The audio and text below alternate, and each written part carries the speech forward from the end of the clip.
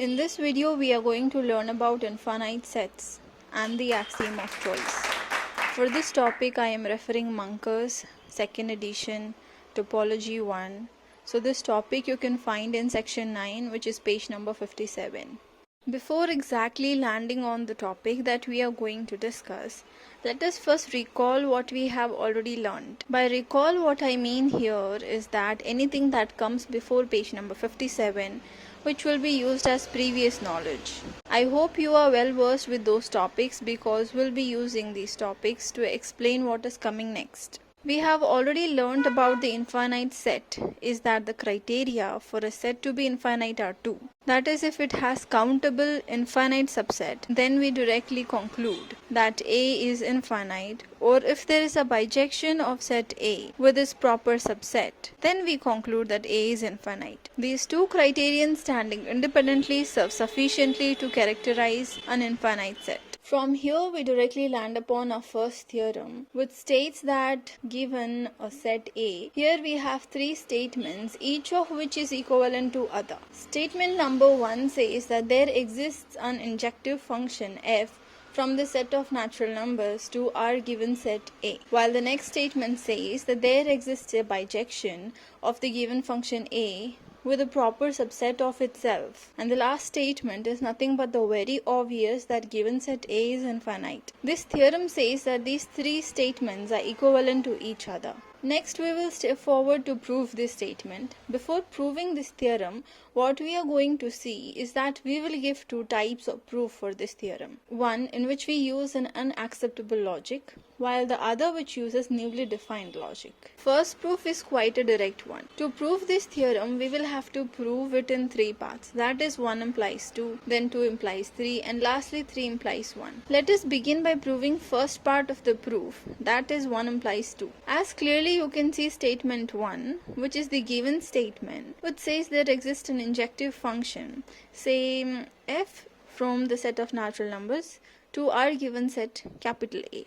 We have to proceed in order to reach the statement 2. After an appreciable amount of thought put into this matter, you will come up with the idea that this can be done with the help of construction. But before going forward to construct what we require, let us just begin with what we already have. It says that there exists an injective function, say f from the set of natural numbers to the given set A. Let us understand what it means. I illustrate the same using diagrammatic representation. Let me depict this set of natural numbers with the sap green bubble and the given set A with an ocean green bubble. F is defined from natural numbers to A. Given that f is injective, that means it is 1 1. But note that it is not onto. Next step is that we denote stuff as per our convenience so that it becomes easier for us to identify what is what.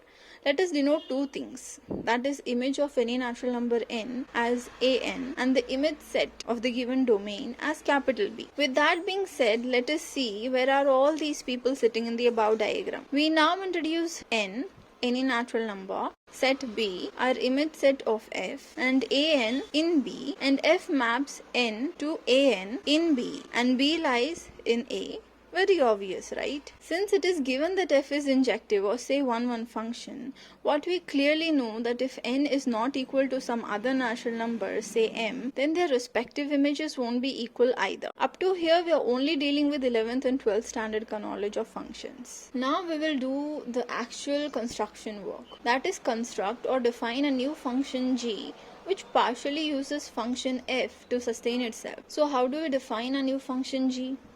We define g from a given set A to its subset. That is, we are removing our element a1 from A.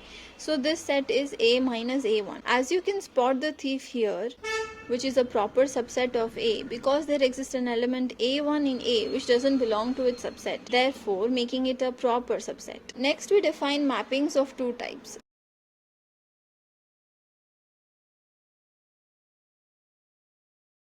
Where G takes elements outside B to themselves and G takes an to an plus 1.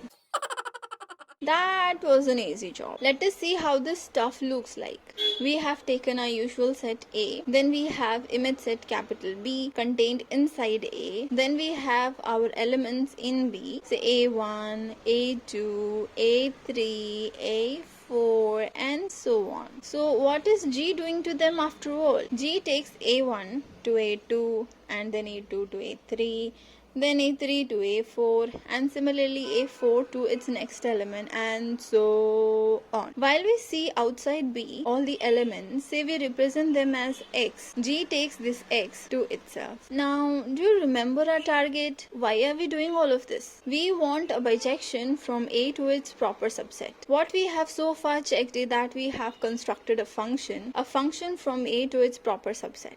So what's pending? To prove that this function is bijection or not. What does bijection mean? 1 and on to function is a bijection.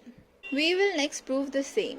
This is quite an easy part of the proof, which is again 11th and 12th standard level of mathematics that we are dealing with. How do we always prove whether a function is 1 or not? We take any two different elements from the range set, and if they are equal, then we have to prove that the respective elements in the domain are also equal. Note that to prove oneness of G function, we are also using the fact that f is 1 function. Similarly, how do we begin with proof of onto? We always take an element from the range set and denote it as y and then compute y in terms of an element in domain and then check whether there exists an element in domain such that existence of y is confirmed. So if we are able to successfully guarantee that, then we can guarantee that the function is onto. Once again, note that function g is defined on two different parts of a domain. Firstly, for all x that belongs to a minus b, and secondly for all an that belongs to b. This is how we are done proving G is bijective. Now we will begin with second part of the final proof, that is from the given statement 2 we have to prove statement 3. At this stage we have a bijection from capital A to proper subset of itself and we have to prove that A is infinite. Here you will require to recall the corollary 6.3. Just turn a few pages back and check corollary 6.3, which says that if A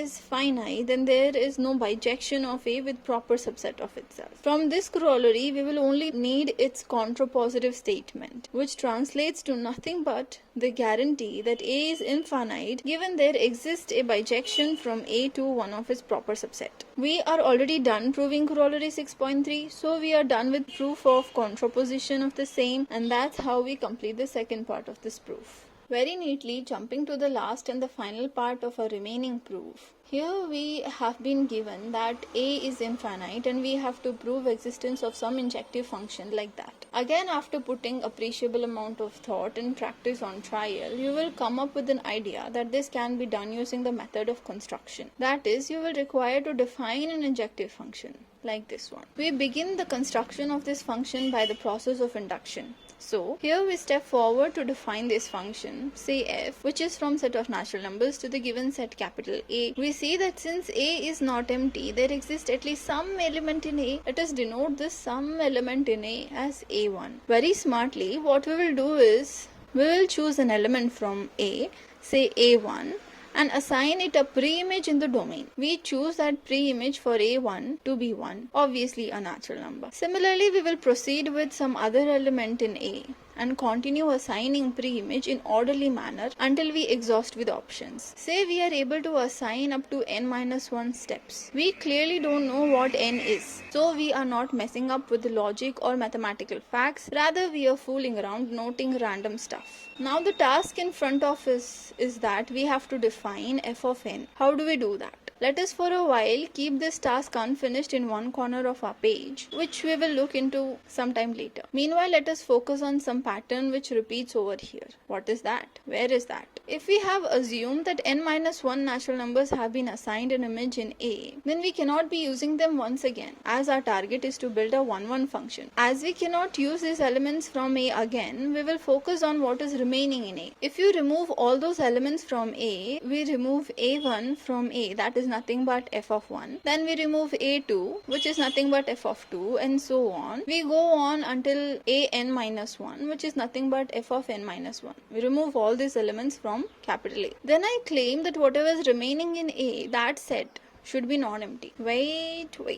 India is still a democracy, so you have all the rights to argue why is it not empty. By believing you, let us contradictorily assume that after removing all those elements from A, whatever is remaining in A is just nothing. It is a null set. What does that mean?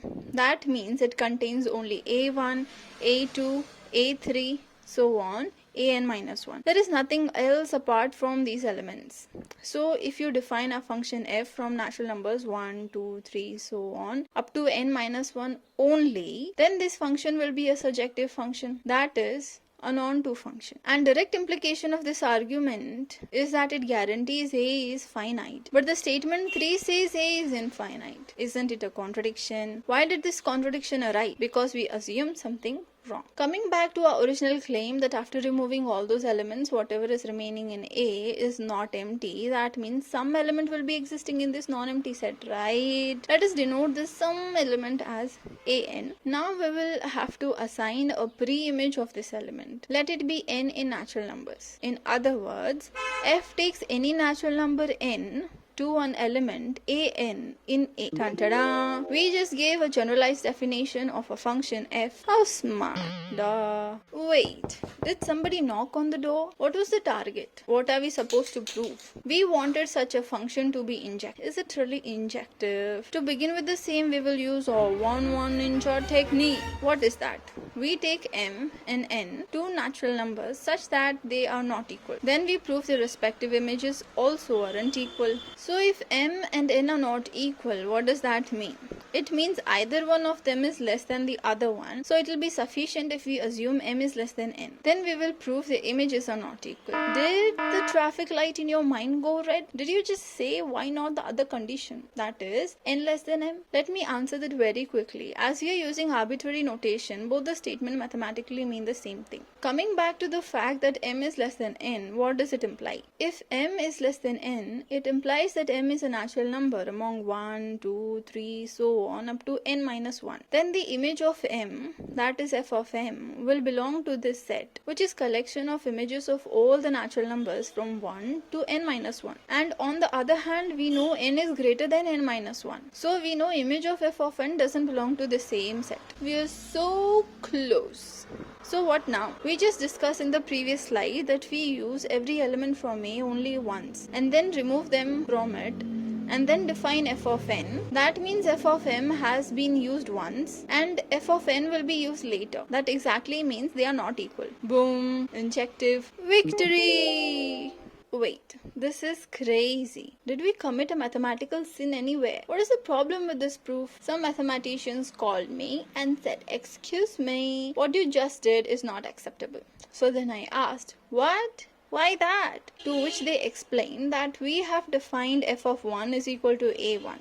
Okay, no problem until here. We defined f of 2, so on. Okay, no problem. But, when we defined random f of I, we did not say it's exactly equal to this particular element in set capital A. Rather, we said that it is some element from the set star. That is, whatever was remaining after removing f of 1, f of 2, so on, up to f of I minus 1. If this set has 3 elements, then f of I could be any one of them. This way we have 3 possibilities for f of I. Yeah, exactly, this is not acceptable. They say that since it is not defined uniquely, we cannot consider it. Again, recall India is still a democracy. We will argue, no, it is defined uniquely. Then by reverse tracing, we land upon the fact that f is unique function. But we just saw 3 possibilities with example of 3 elements. That means f is not unique function. So we are just hit hard on the wall painted contradiction. Yesterday, I was sitting at the bus stand when somebody said, "Okay, that we have a problem, but won't you tell how to resolve it?" That's why I time traveled to some years back and invented something.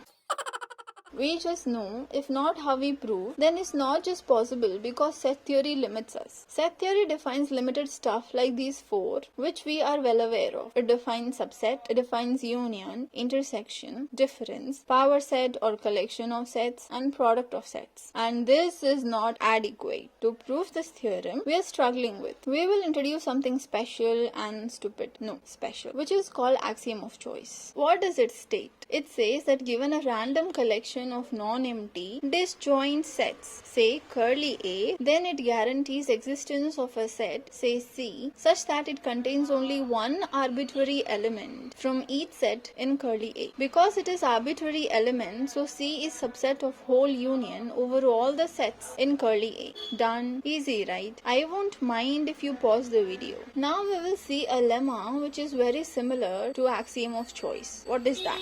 It says that given a collection of non-empty sets, say curly B. Last time we took curly A, this time it is curly B, and last time we had non-empty and disjoint sets. This time is just non-empty sets. Then the lemma guarantees the existence of a function, say C, from curly B to union of all the sets in curly B. And how does C map sets in curly B? Lemma says that this function C takes a set from curly B and maps it to one of its elements. That is an element in the same set capital B from curly B. So what do we do after a baby is born? We give it a name, right? This function C is called a choice function on the collection curly B. Lemmas, corollaries, theorems, they need to be proved. So next we will see the proof of this lemma. Does this type of function really exist? What are we provided with to begin with the lemma? The lemma says, given a collection of non-empty sets, say curly B, we took it. We take a set from this collection. Let us call this set as capital B. We will construct our path to finding such a choice function. For that we will define some new set, say B prime, corresponding to every B. B prime we will define as set of all the ordered pairs where the first coordinate is the set capital B itself, while the second coordinate is an element from this same set. So B prime is set of all such ordered pairs. To be able to argue anything about B prime, we will have to prove it to the audience that it is not empty. At least some or the other thing is there inside B prime. This proof comes very easy. We know B prime is set of ordered pairs. We know first coordinate is capital B, and we know capital B comes from curly B, and we know curly B is set of non-empty sets. So we know B is not empty. So we know some x will be there in capital B. Thus when B is there, x is there, then the ordered pair B comma x will also be there, no? If it is there, then what will stop it from becoming an element in B prime? We just prove that B prime is not empty. Wait, what exactly do we want to prove? Will B prime really help us? We wanted a choice function such that it maps a set to its element. B prime is a set which associates a set with its element. So how do we get a choice function? Choice function maps a set to its element.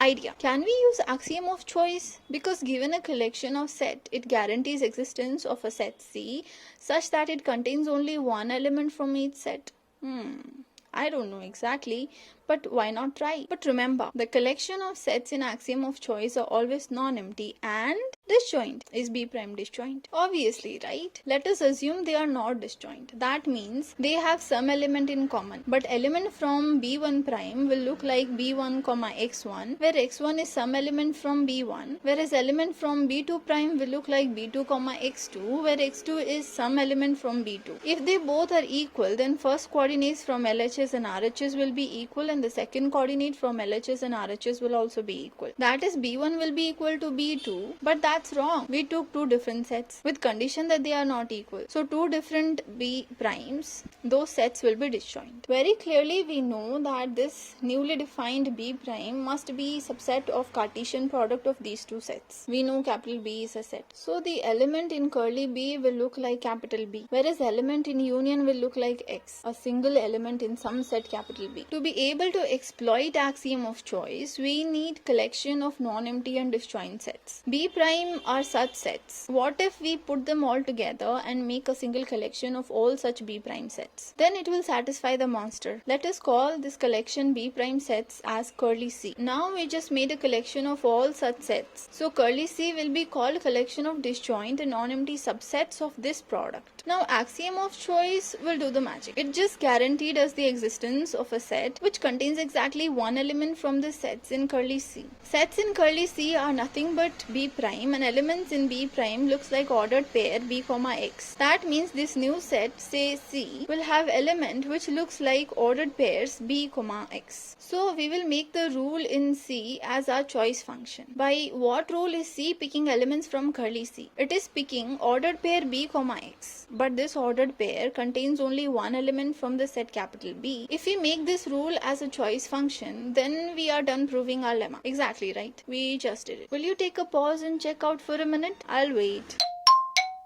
Remember, there was some problem with the last proof for theorem on infinite sets. Do you remember what was the trouble? The mapping given by f was not unique. That's why people rejected it. Now that we have defined new rule in the set theory, that is axiom of choice, no proof for axiom of choice because they cannot be proved. We intuitively assume them. They are nothing but assumptions. So we will now use this axiom to prove last theorem correctly. Coming to third part of the proof, that is statement 3 implies 1, that is given infinite sets, say capital A, we want an injective function on natural numbers to the set A. Our problem was with uniqueness. This time also we will say the same thing but in a little twisted manner, using the new language that we just learned while dealing with axiom of choice and the respective lemma. We will use choice function to define an injective function. But to be able to do that, we need what lemma asks. Lemma asks us to have a collection of non-empty sets. Say we have the same set curly B, which is collection of non-empty subsets of the given infinite set capital A. Now lemma guarantees us the existence of choice function. If it exists, then what will stop us from using it? We will use this choice function, say C, to define f. We define in the same way but say in different style. That is, f takes the natural number 1 to C of capital A. Why? Is capital A non-empty set? Is capital A subset of itself? Does it belong to curly B? Is it mother of all sets in curly B? Yeah, right. Now we will define f of I for any natural number I which is greater than 1. Because we fixed f of 1 already, we do this job the same way. The only difference is this time by rule of lemma. F of 1 will not be an arbitrary element but will be unique element. Rest everything will remain same as before. Never mind. For the last, now we will quickly discuss about the double standards of axiom of choice, or say mathematicians not accepting it. Axiom of choice is of two types, one with finite form and other infinite. Infinite form is same as what we just discussed throughout the video. But when the set we consider is finite in number, then f will map a natural number to some number in that set after removing what has been already assigned. So even if it is arbitrary, we will be able to calculate the number of possibilities and confirm that f is injective. But if the set turns out to be infinite, you can't imagine anything they say arbitrary. Arbitrary is the problem. We are done for now. If you feel some in your head, seek space in comment section.